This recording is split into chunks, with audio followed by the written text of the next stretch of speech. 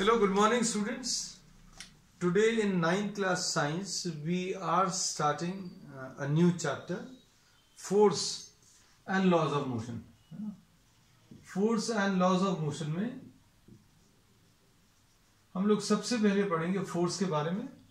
तो फोर्स क्या है ये पढ़ेंगे. In the previous chapter we had studied about the motion of the object. Motion पढ़ा था, हम लोगों ने ये पढ़ा था कि भाई we had studied about velocity, we had studied about speed and we had studied about acceleration. तो एक्सेलरेशन क्या है ये भी अभी हम लोगों ने पढ़ा था. कोई ऑब्जेक्ट एक्सेलरेट कर रहा है इसका मतलब अभी हम लोग मालूम है.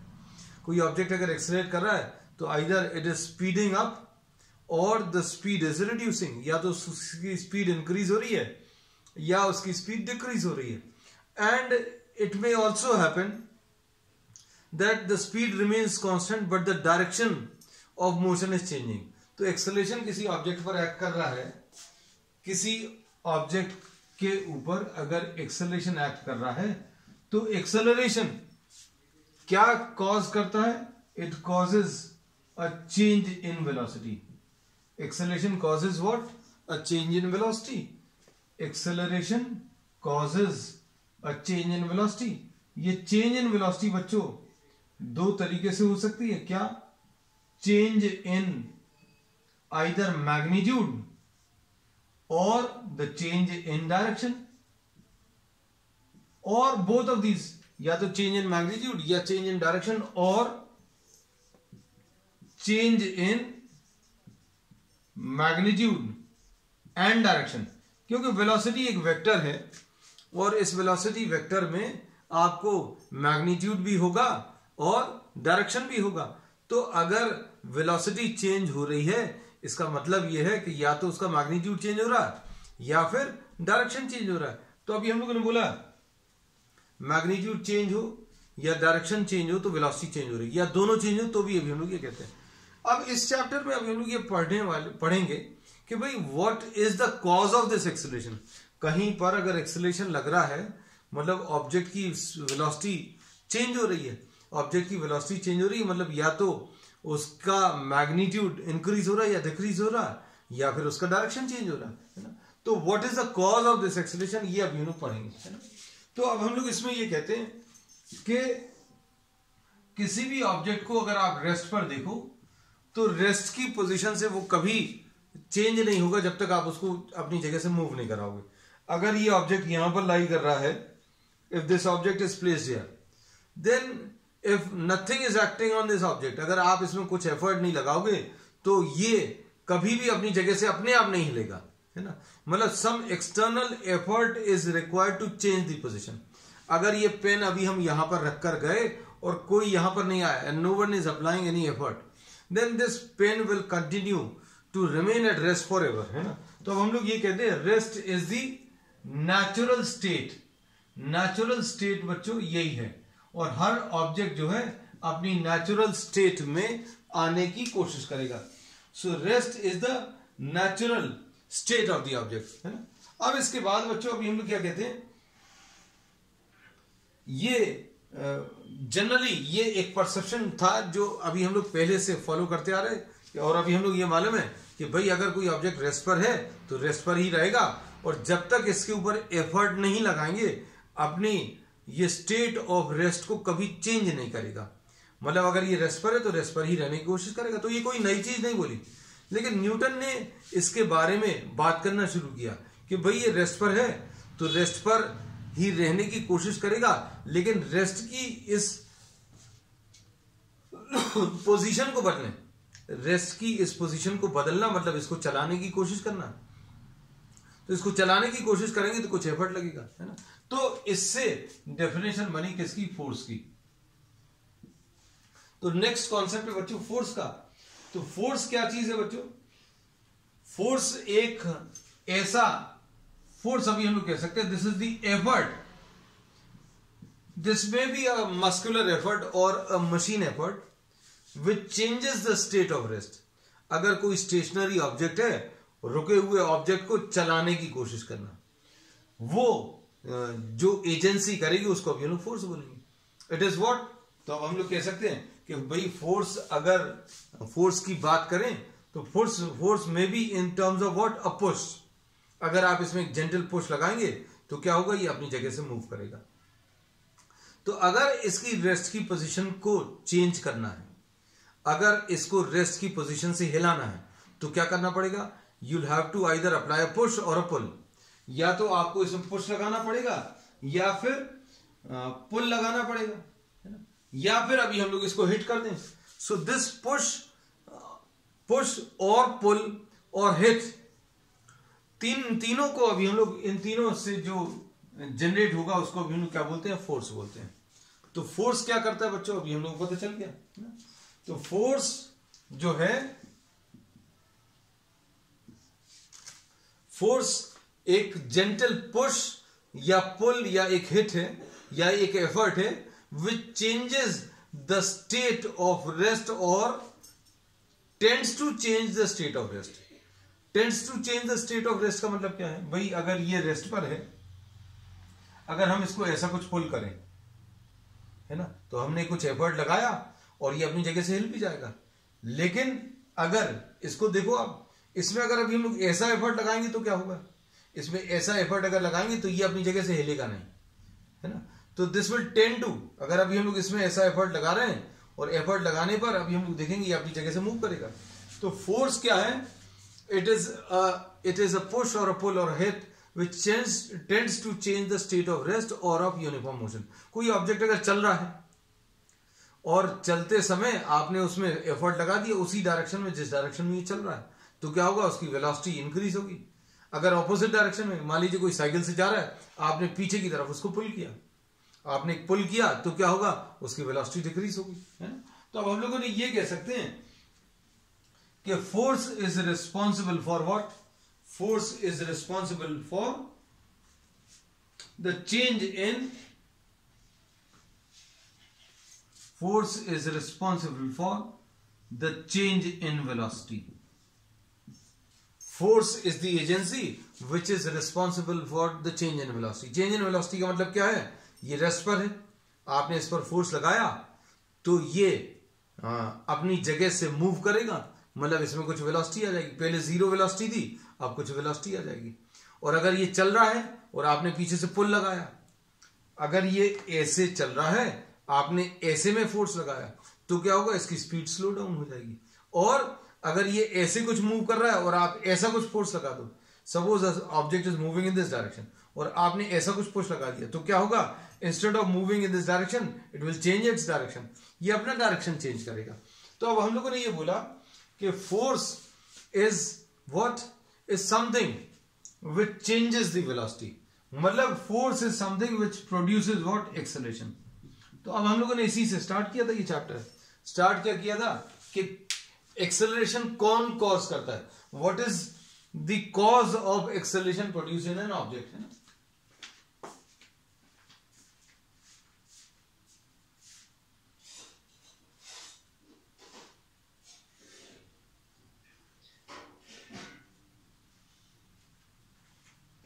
So we say that force is the cause of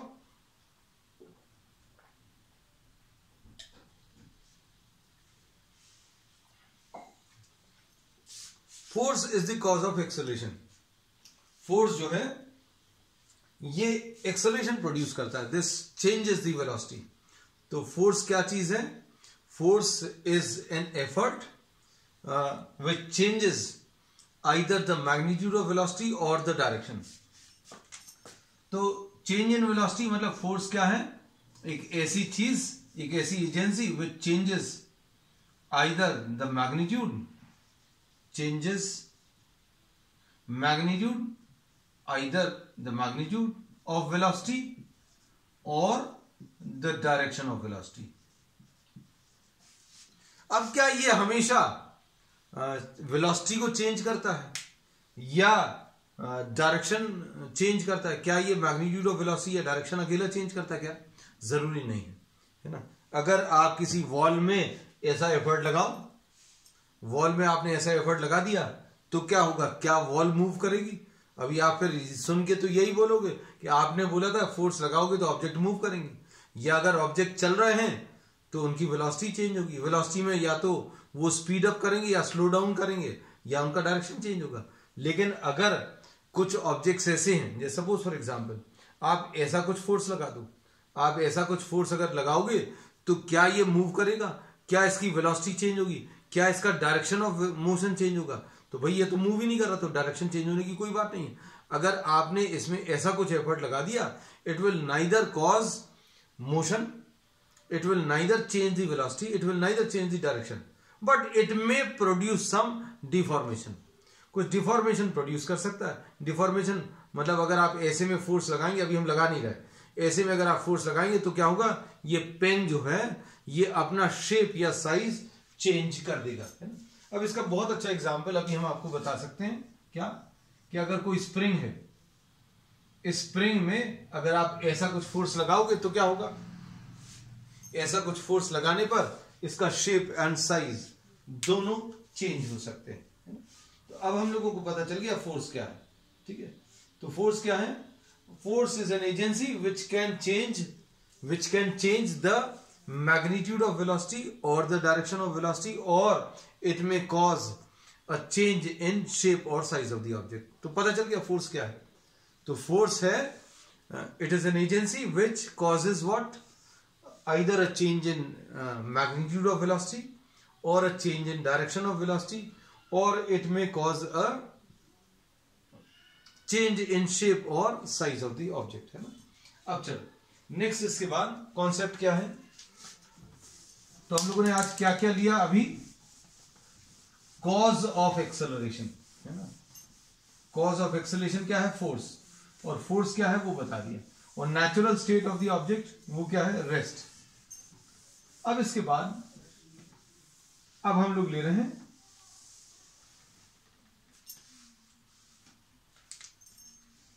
next है balanced and unbalanced forces.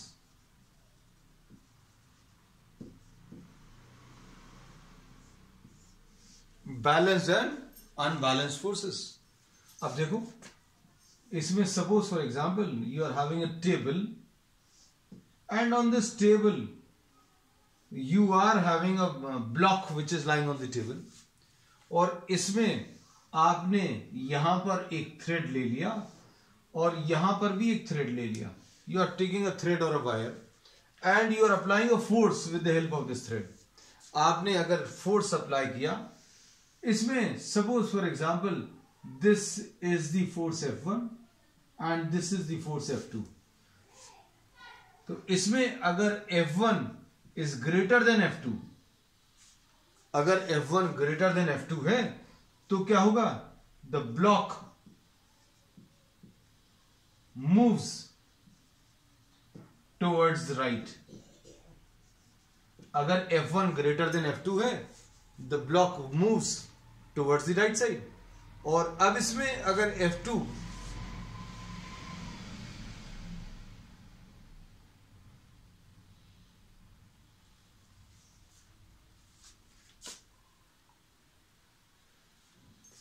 Suppose F2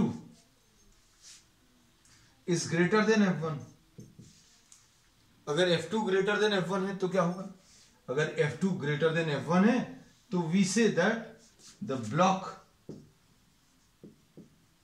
moves towards the left, block left की तरफ मूव करेगा। और अगर ये दोनों एफर्ट बराबर हैं, if F1 is equal to F2, आप दोनों तरफ अगर सेम फोर्स लगाएंगे, then the block does not move, block does not move. And now F1 and F2 are called balanced forces। तो बैलेंस फोर्सेस क्या होते हैं ये पता चल गया। बैलेंस फोर्सेस होते हैं कौन से, forces which are equal and opposite, equal in magnitude and opposite in direction. तो ये बच्चों अभी हम लोगों ने बोल दिया बैलेंस फोर्सेस की डेफिनेशन। और अगर इसमें राइट वाला एफर्ट अगर ज्यादा है और लेफ्ट वाला एफर्ट अगर कम है, हम इसमें आपको इसको बनाकर बता दे रहे हैं। F1 मान लीजिए ज्यादा है, F2 कम है, मतलब यहां पर एक बहुत स्ट्रांग सा स्टूडेंट, बहुत हेल्दी सा स्टूडेंट इसको राइट की तरफ पुल कर रहा है, और यहां पर एक वीक सा स्टूडेंट, कमजोर सा स्टूडेंट लेफ्ट की तरफ पुल कर रहा है। तो motion is always in the direction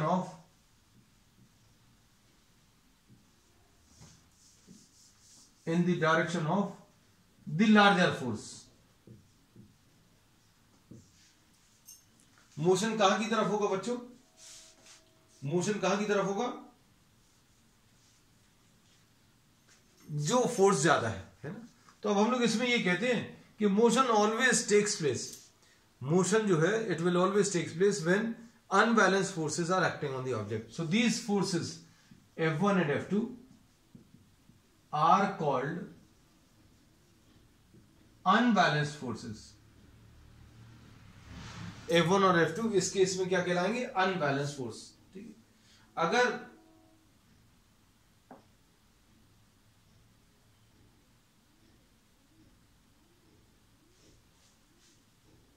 अगर ये दोनों फोर्स इक्वल नहीं है, ये फोर्स F1 ज्यादा है और F2 कम है, तो ये इन फोर्सेस को अभी हम लोग अनबैलेंस फोर्सेस बोलेंगे। और इन दोनों का net unbalance force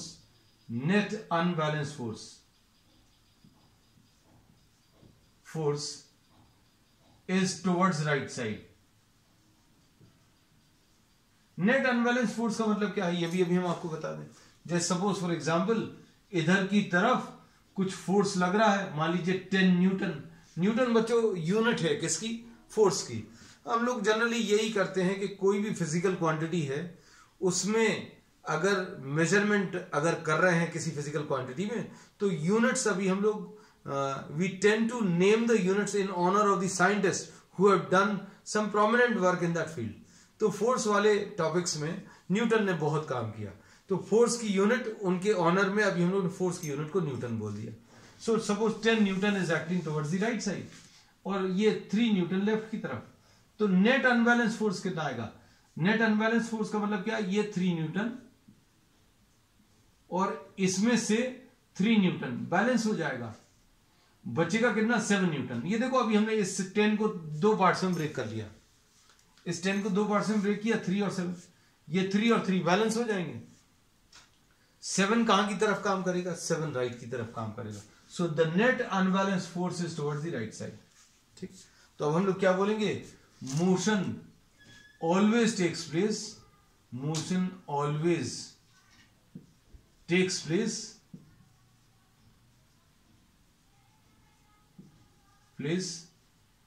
along the net unbalanced force, along the net unbalanced force।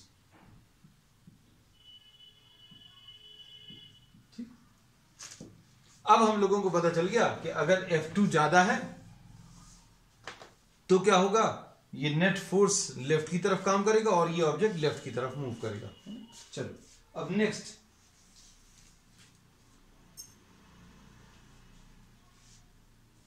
इसी चीज को अभी हम लोग और आगे बढ़ाते हैं, बैलेंस्ड फोर्स और अनबैलेंस्ड फोर्सेस को लेते हुए। अब हम लोगों ने ये तो पता कर लिया,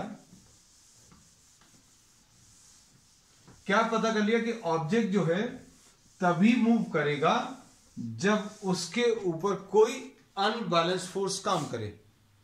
object moves whenever N unbalanced force acts on the object. जब भी किसी ऑब्जेक्ट के ऊपर अनबैलेंस फोर्स लगेगा तभी वो ऑब्जेक्ट मूव करता है।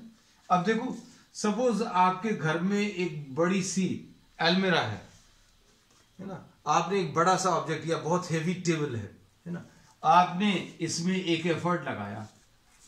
ये प्रैक्टिकल एग्जांपल है, थोड़ा सा सोच कर देखना।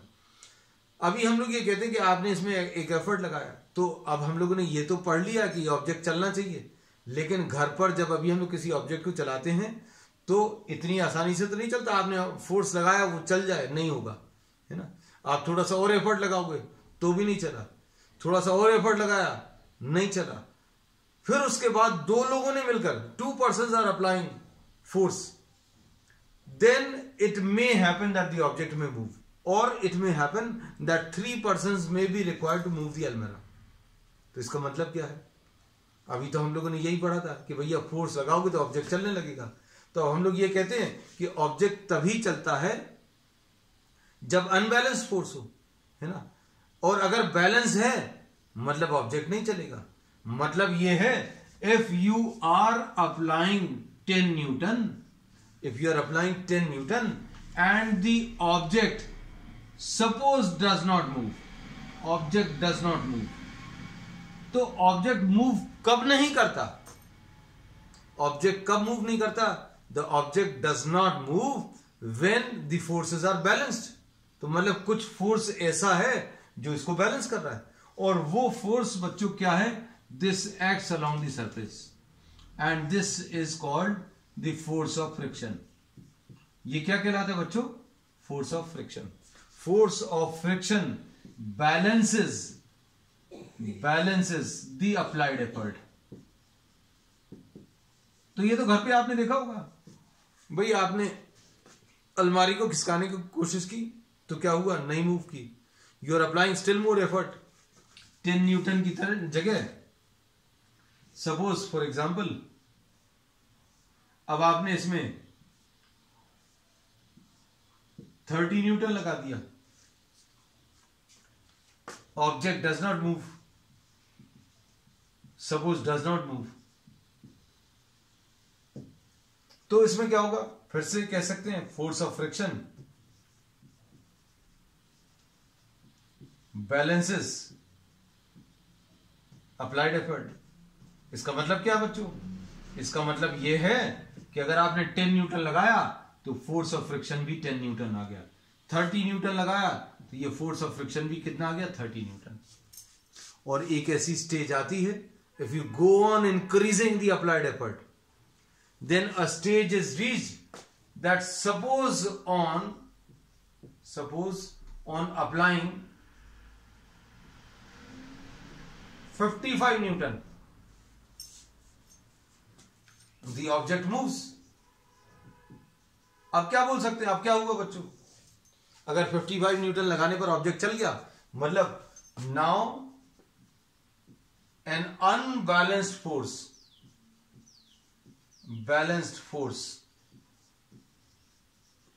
Is produced. अब क्या हुआ बच्चों? एक अनबैलेंस्ड फोर्स प्रोड्यूस हो गया। क्या हुआ? एक अनबैलेंस्ड फोर्स प्रोड्यूस हो गया। तो आपने किसी अलमीरा को शिफ्ट करने की कोशिश की, 10 न्यूटन लगाया, नहीं मूव किया।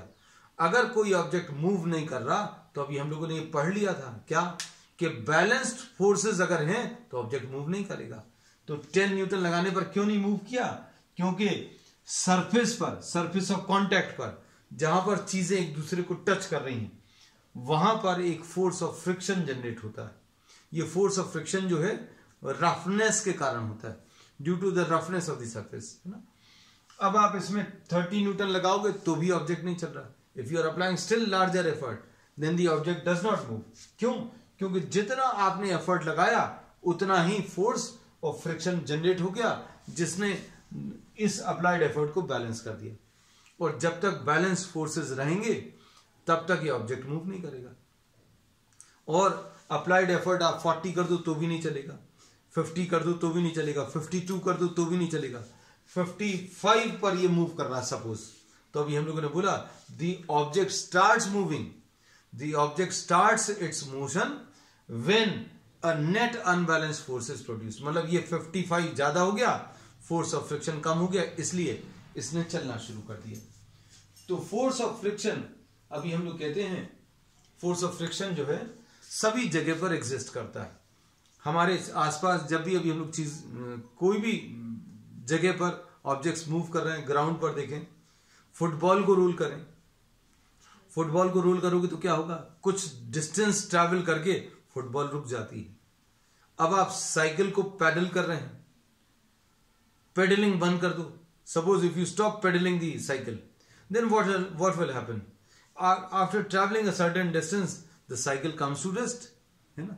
तो अब हम लोग इसमें क्या बोल रहे हैं, आप थोड़ा सा सोच कर देख रहे हैं कि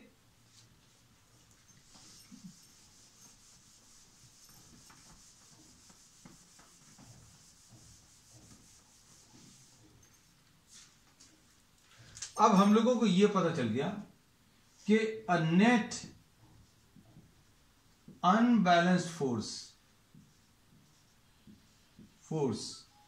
is required to start the motion of the object, to start the motion of the object। ठीक, पहली चीज तो ये पता चली, ठीक है।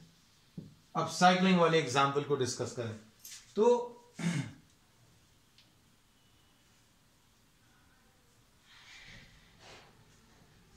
साइकिलिंग वाले एग्जाम्पल को अगर अभी हम लोग देखें तो बच्चों इसमें एक फोर्स ऑफ फ्रिक्शन काम कर रहा है।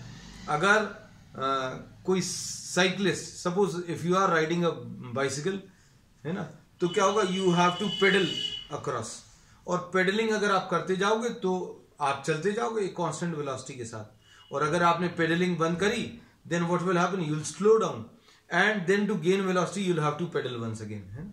और पेडलिंग करते करते क्या ऐसा होता है, आपको ऐसा लग रहा है कि आप एक फोर्स लगाते जा रहे हो, तो भी अगर फोर्स नहीं लगाओगे तो क्या होगा, अगर आपने फोर्स लगाना बंद कर दिया स्लो डाउन हो जाओगे, and if you do not pedal once again then your velocity will go on reducing and it will become zero.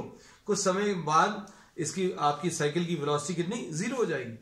तो अब हम लोग इसमें ये कहते हैं कि पेडलिंग करने में आप क्या कर रहे हो, एक फोर्स लगा रहे हो, और फोर्स लगा रहे हो, फोर्स ये मस्कुलर एफर्ट है, ये मस्कुलर फोर्स है जो अभी आप अप्लाई कर रहे हो। ये फोर्स अप्लाई करने पर क्या इसकी वेलोसिटी चेंज हो रही है, तो नहीं, वेलोसिटी चेंज नहीं हो रही, you are moving with a constant velocity. तो अब हम लोग ये कहते हैं, अच्छे सुनना, अगर कोई साइकिलिस्ट, सपोज कोई साइकिलिस्ट, है ना,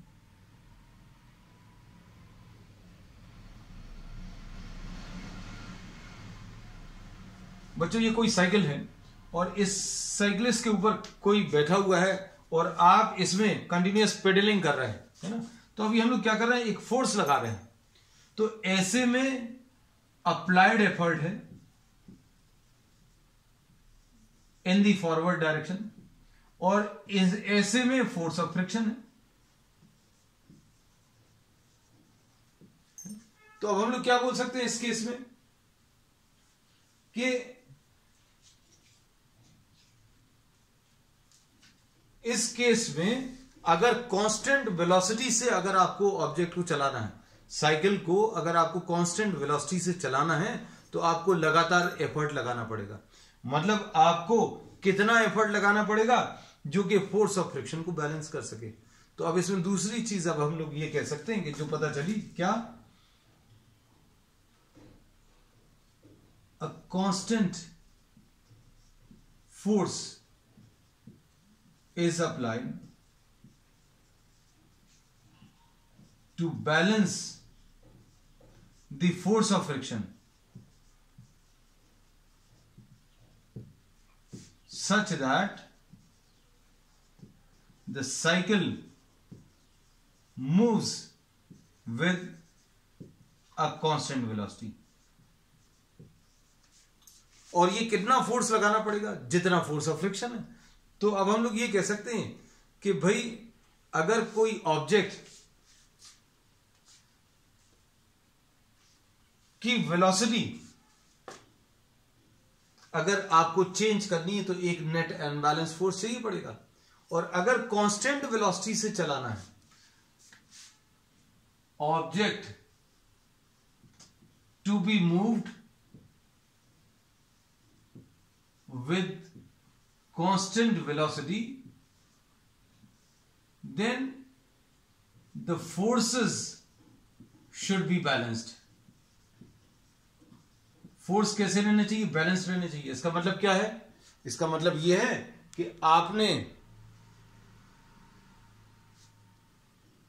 जितना फोर्स ऑफ फ्रिक्शन लग रहा है